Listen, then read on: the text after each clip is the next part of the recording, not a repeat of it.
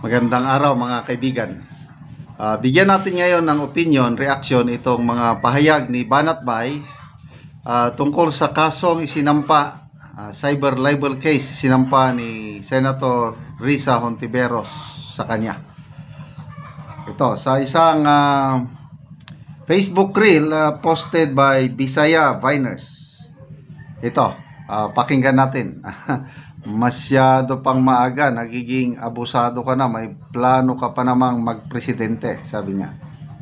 Hontiveros nagdemanda sa mga vlogger. Alam mo, Hontiveros sa totoo lang, hindi ko magets kung bakit yung mga vlogger ang dinemanda mo. Kasi dapat ang dinemanda mo, di ba, si Rene? Dapat ang pinatawag mo sa Senado, si Rene. Pero bakit ang mga vlogger ang pinupuntirya mo? Nag-react lang naman kami. At tinatanong nga namin sa iyo kung totoo. At ang challenge nga namin ay ipatawag mo na magkaalaman ng katotohanan. Isa pa, si Topacio, hinamong ka. At napakaraming akusasyon tungkol sa tanim witness. Bakit hindi mo sinama sa demanda? Oy, natatakot ka bang ilabas na mga ebidensya? Naku naman. Isa pa ha, kung may pangarap kang maging presidente, napakaaga mo naman maging abusado. Ay nako, Hontiveros. Uy, si Hontiveros. Ulitin natin ulit lang natin. Sa mga vlogger. Alam mo, Hontiveros sa totoo lang, hindi ko magets kung bakit yung mga vlogger ang dinemanda mo. Kasi dapat ang dinemanda mo, di ba, si Rene? Dapat ang pinatawag mo sa Senado, si Rene. Pero bakit ang mga vlogger ang pinupuntirya mo? Nag-react lang naman kami. At tinatanong nga namin sa iyo kung totoo. At ang challenge nga namin ay ipatawag mo na magkaalaman ng katotohanan. Isa pa, si Topacio, hinamong ka. At napakaraming akusasyon tungkol sa tanim witness. Bakit hindi mo sinama sa demanda? Oy, natatakot ka bang ilabas na mga ebidensya? Naku naman. Isa pa ha, kung may pangarap kang maging presidente, napakaaga mo naman maging abusado. Ay naku, Hontiveros. Anyway, so, yun, ang maraming tanong ngayon, nababasa ko sa mga comments. Bakit hindi sinampahan ng kaso si Attorney Ferdinand Topacio na lantarang hinahamon? Lantaran yung pagsisiwalat ni Attorney Topacio na strike 3 na yan. Ginawa nyo, Senator Hontiveros. So, sinaysay niya yung pangatlo na itong kay Karine. Ang pangalawa yung Parmale. Una, yung kalimutan ko, parang nagsampa ata sila ng reklamo, saan ba yun? Ombudsman ba yun? Sila ni na ex-congressman Jing Paras. So, yun, 3. So, kompleto ako ng ebidensya, sabi ni Attorney Topacio, kaya hinahamon niya si Senator Risa, sampahan mo ako ng kaso, cyber libel, para mailabas ko yung ebidensya ko. So nakakapagtaka, ngayon, nag-file na nga ng kaso, bakit wala, hindi sinama si Attorney Ferdinand Topacio? Yan ang maraming nagtatanong. Okay, so, ito, yung sabi ni Banat Bay, pangalawang vlogger na siya na nagsabi na masyado pang maaga para naging abusado ka na, may plano ka pa namang magpresidente. Ang unang nagsabi ng similar na ganyan, si Teo Moreno. Yung post niya kahapon, o kagabi ba yun? Dahil isa si Teo Moreno na nasampan hindi ka pa nga naging presidente, abusador ka na.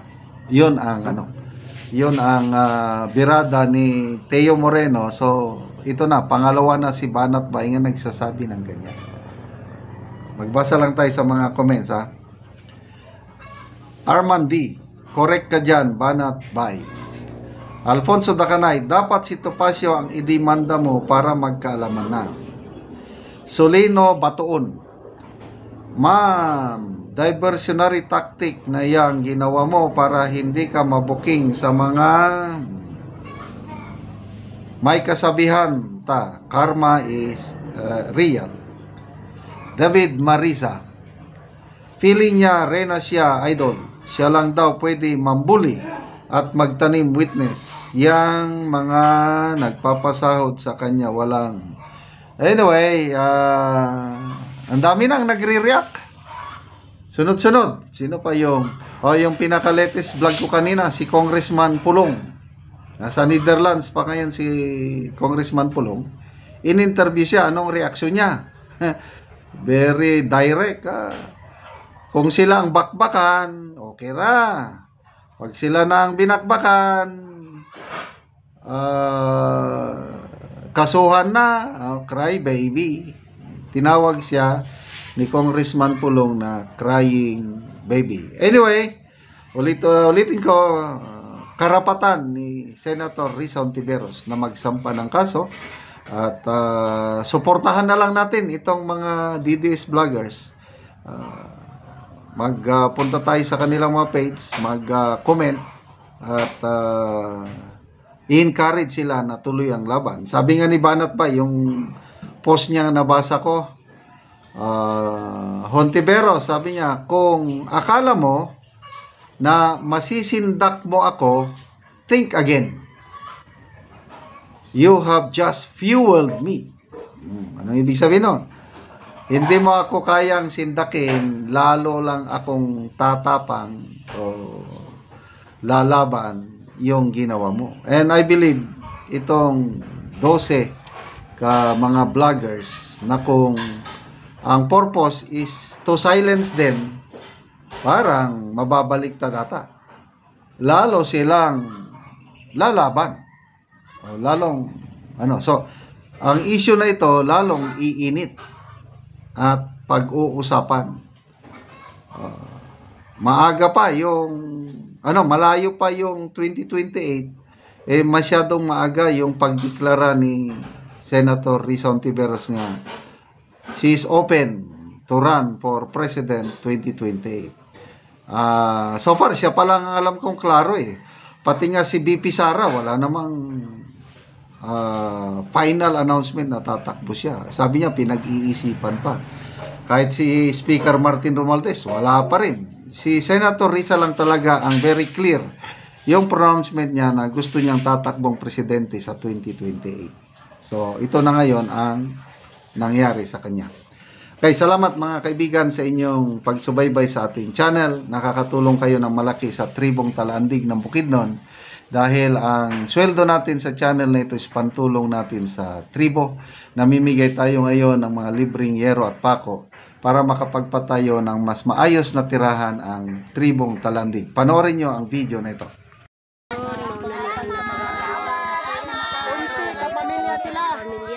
Taga-Anoguero. Mauna ang baba mo ilang kargahan. Pag-charge ka. Magsabot na si Kuya. Mauna lang lang sa mga baba. So, doon ka baba o ilang kargahan.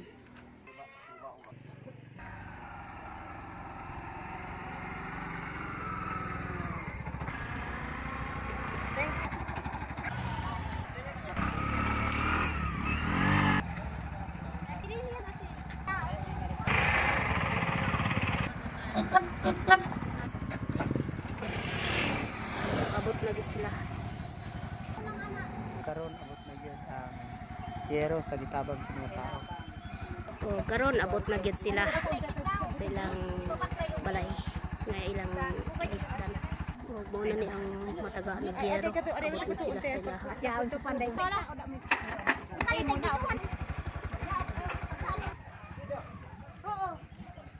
Karon mo na ni ang balay nga tupan ilang auntie ug angkol. So karon ang nataga-anoksin mag-atop na gyud si angkol.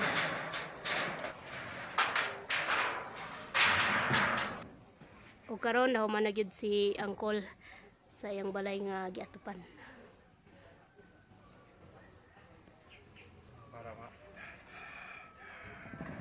Sige duk-duk ka diyan. Pulaan lang ba? Sige, dahil na. Huwag mo nilang gamit sa pagsalog kawayan. Ug karon kol unsay imong masulti nga natagaan na ka Giyero nga nakaatop na gyud ka human na gyud ang imong balay na atupan. Salamat ko sa Ginoo. Ug sa Natagan ko. oo natagaan ka og Giyero. Salamat Ginoo sa imong gihatag nga Ginoo kayo kay natabang ko. Oo sige kol, salamat pod.